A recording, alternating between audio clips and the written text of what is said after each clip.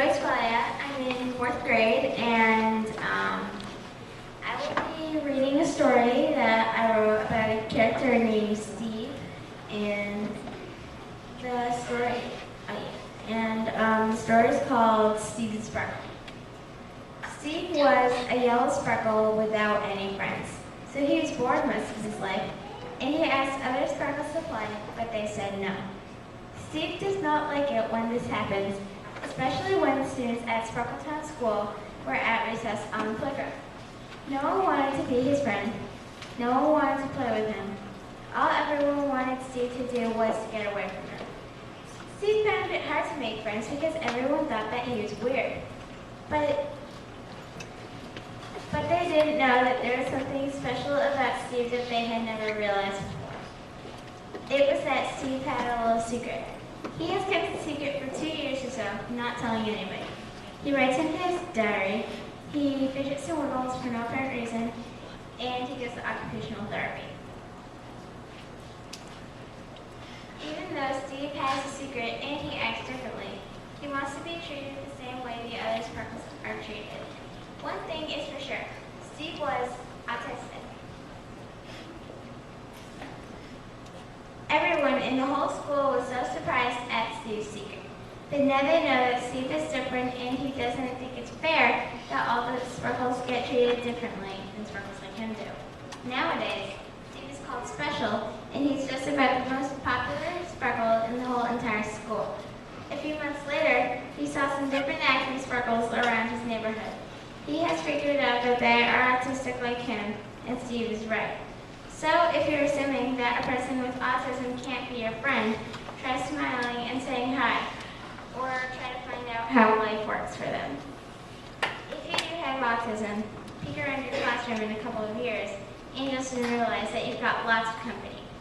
Now I'm going to read the coda, which explains what autism is and my personal story. Autism is something that kids like me have. Autism has to do with your brain. That's because it affects the way your brain works. Your brain is like a computer.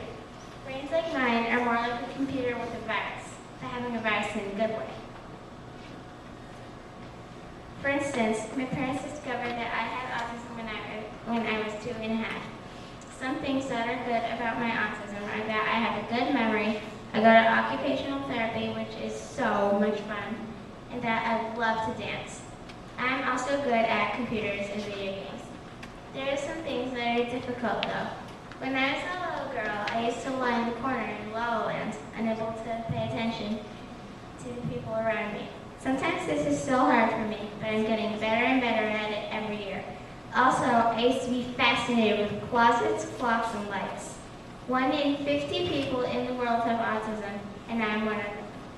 So that means that I'm not the only woman with autism, but sometimes it feels that way.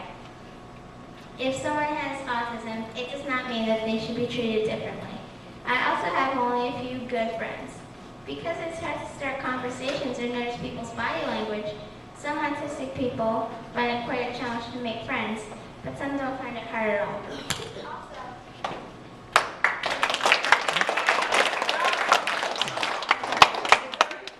Silence does not mean it's the end.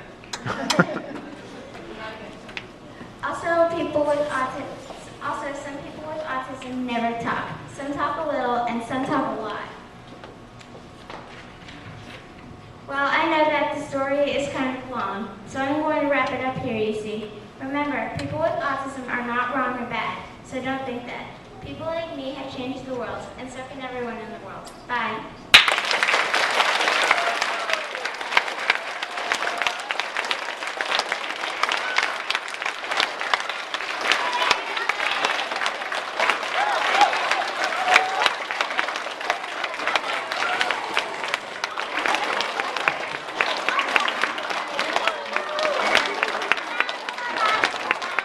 This is such a great audience because I never hear this much clapping at my high school, ever.